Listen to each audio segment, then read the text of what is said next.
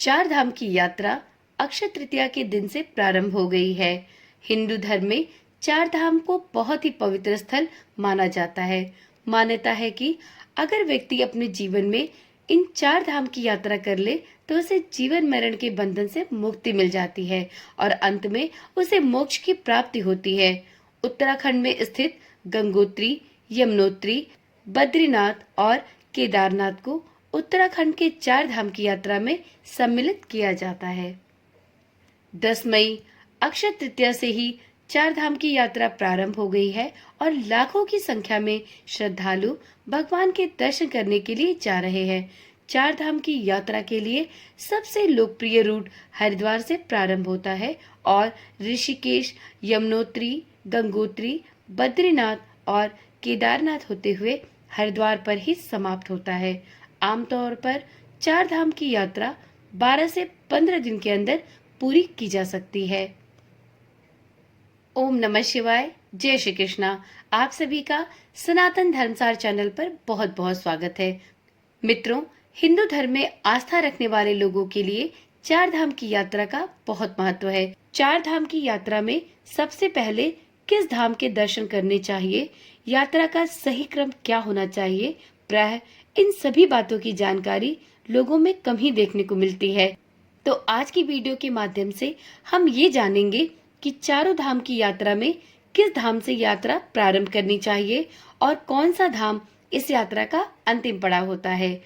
यदि आप भी चार धाम की यात्रा करने की सोच रहे हैं तो इस वीडियो को पूरा देखें। तो चलिए देर न करते हुए वीडियो को शुरू करते हैं। उत्तराखंड को देवभूमि के नाम से जाना जाता है और इसी देवभूमि में स्थित है चार धाम। हर साल लाखों की संख्या में श्रद्धालु देश विदेश से चार धामों के दर्शन के लिए आते हैं।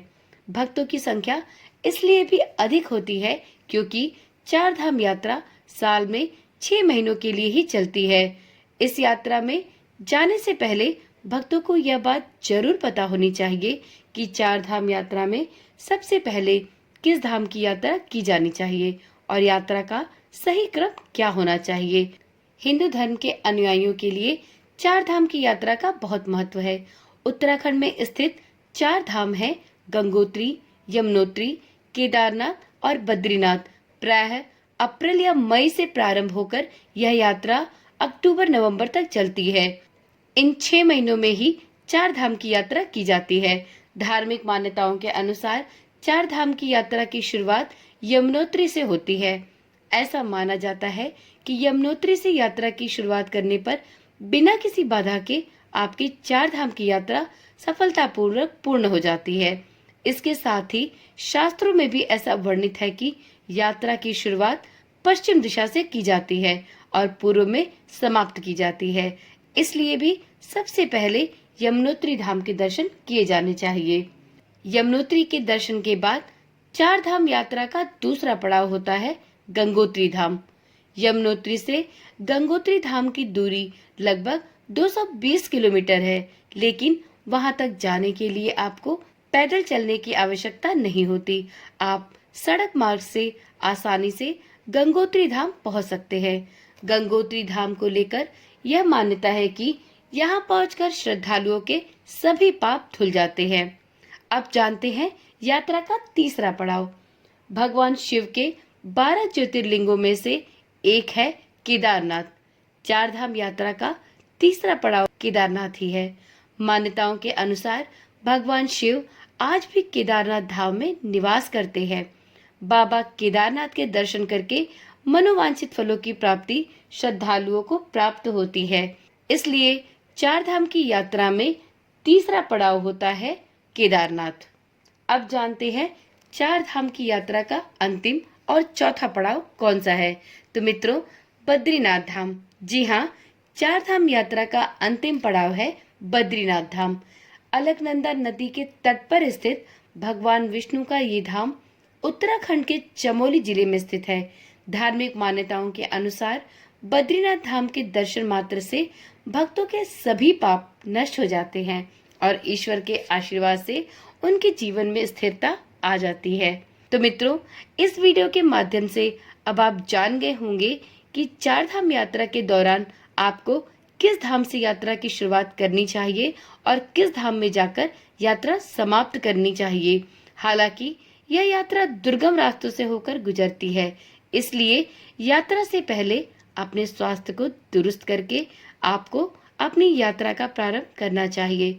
शास्त्रों के अनुसार जो भी भक्त श्रद्धा पूर्वक चार धाम की यात्रा करते हैं, उन्हें इस जीवन के बाद अंतोगत्वा मोक्ष की प्राप्ति अवश्य होती है और व्यक्ति जन्म मरण के चक्र से मुक्ति पाता है और उसकी आध्यात्मिक उन्नति का मार्ग भी प्रशस्त होता है।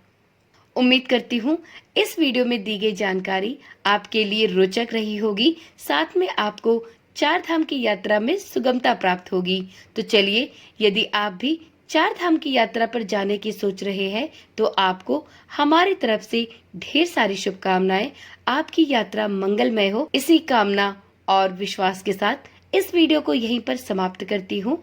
मित्रों, यदि आपको इसी प्रकार की रोचक और ज्ञानवर्धक वीडियोस देखने में रुचि है तो आप इस चैनल को सब्सक्राइब कर ले, जिससे आपके पास इसी प्रकार की रोचक और ज्ञानवर्धक वीडियोस पहुंचती रहे। साथ में नोटिफिकेशन बेल को ऑन करना भी ना भूलें। तो चलिए, कल मिलते हैं एक नई वीडियो, एक नई जानकारी के साथ। तब तक के लिए ओम नमः शिवाय, जय श्री कृष्णा, राधे राधे।